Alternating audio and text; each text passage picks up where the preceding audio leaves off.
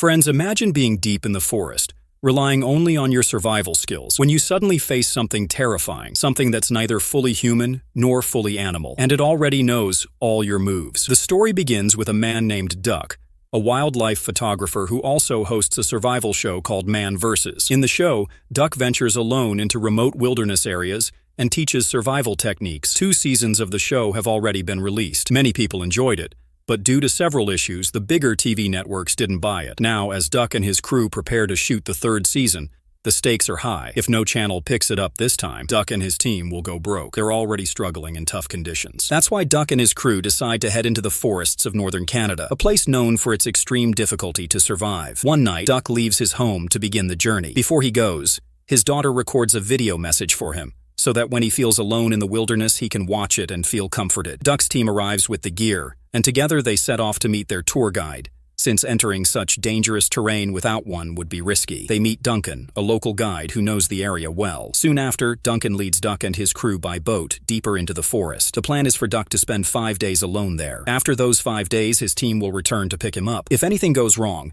Duck has been given a satellite phone to immediately contact his friends. In those 5 days, he also has to record his survival footage.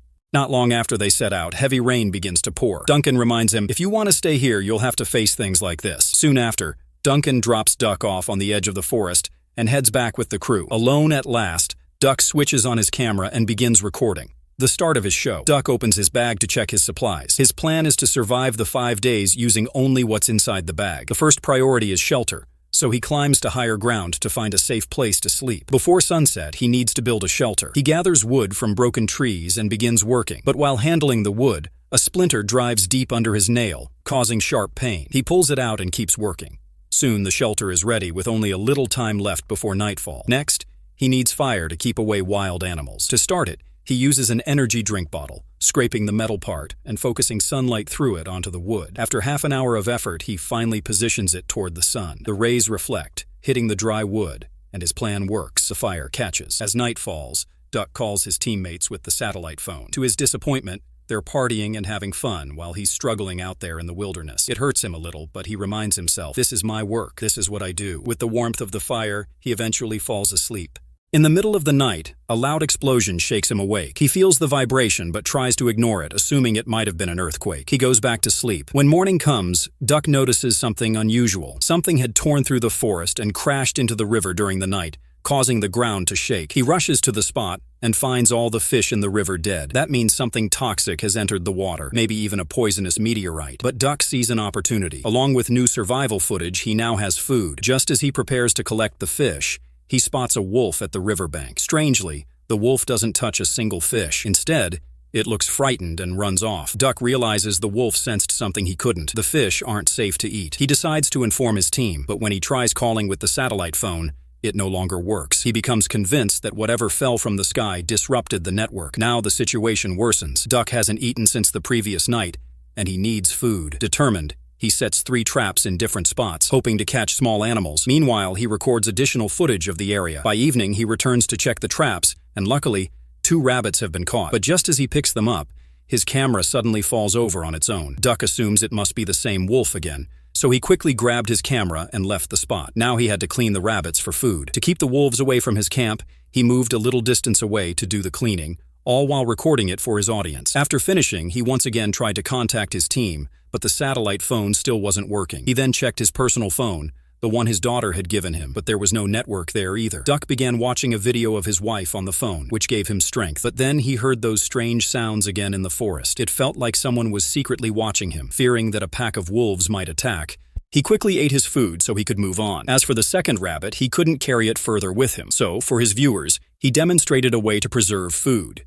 He tied it with rope and hung it from a tree, out of reach of animals. Night fell, and Duck returned to camp, passing the time by playing chess alone. But again, those strange sounds surrounded him. He looked around, trying to find the source, but nothing appeared. Once again, Duck ignored the noises. Meanwhile, we saw that someone, or something, was taking down his food. This meant whatever was out there wasn't just an animal, because animals don't use such clever tactics. Soon, heavy rain began to fall. Duck pretended his shelter was keeping him dry, but the truth was it was useless. He was soaked through. Then he heard the cry of some animal, which shook him to his core. Fear started creeping in, and he couldn't sleep the entire night. By morning, His body ached all over. With no rest, he felt miserable. Deep inside, he wanted to quit everything. But Duck knew if he gave up, his family would suffer and the show wouldn't survive. For their sake, he pushed aside his pain and got back to work. He picked up his camera to get breakfast, only to find someone had already stolen it. This terrified him even more, because he knew no animal could have done that. Once again, he tried the satellite phone, but it was still dead. Gathering his courage, Duck set more traps. But when he returned to check them, he was shocked. The catches were gone. Someone had beaten him to them. What kind of being was stealing his food? At that moment, he noticed something strange under the trap. A dark, glowing liquid pulsing with light. The sight froze him in fear. He rushed back to camp, only to find that his satellite phone was missing too. What shocked him even more was a chess move. Someone had cleverly played on his board while he was gone. This convinced Duck he wasn't alone in the forest. Something was toying with him. He even wondered if it could be some die-hard fan of his show. Thinking this, he calmed himself a little and switched his camera back on. After all, he still needed content for the show. That night, before going to sleep, he played his next move in the chess game. By the next morning, Duck decided to leave the spot and head elsewhere to set up a new camp. Moving forward, he found a hill and built a new shelter against it. There, he managed to light a fire again. Now all he needed was food, so he decided to try fishing. But in the water, he didn't find a single fish, so he started wandering through the forest in search of some animal. What he saw ahead, however, left him stunned. Someone had built a shelter exactly like his, and had even lit a fire using the same kind of can, just as Duck had demonstrated in his videos. This confirmed that someone was copying him. But who? Duck began to suspect it had to be one of his fans. Just then, his eyes fell on the satellite phone. The sight made him even more uneasy. Nearby, he noticed the bodies of a rabbit and a wolf. The wolf, too, had been skinned in the exact same way Duck had once explained in his videos. Duck quickly hid behind a rock, but from there, he spotted a massive trap set up in the same style as his own, only far larger. Realizing the danger, he slipped away just in time. Terrified, he ran back to his camp. Once there, his eyes fell on the chessboard again. Another move had been played. But this one was so sharp, even Duck himself could never have made it. With no other option left, he decided to remain at his camp. To protect himself, he set up 3 cameras around the perimeter, hoping they would capture whoever was stalking him.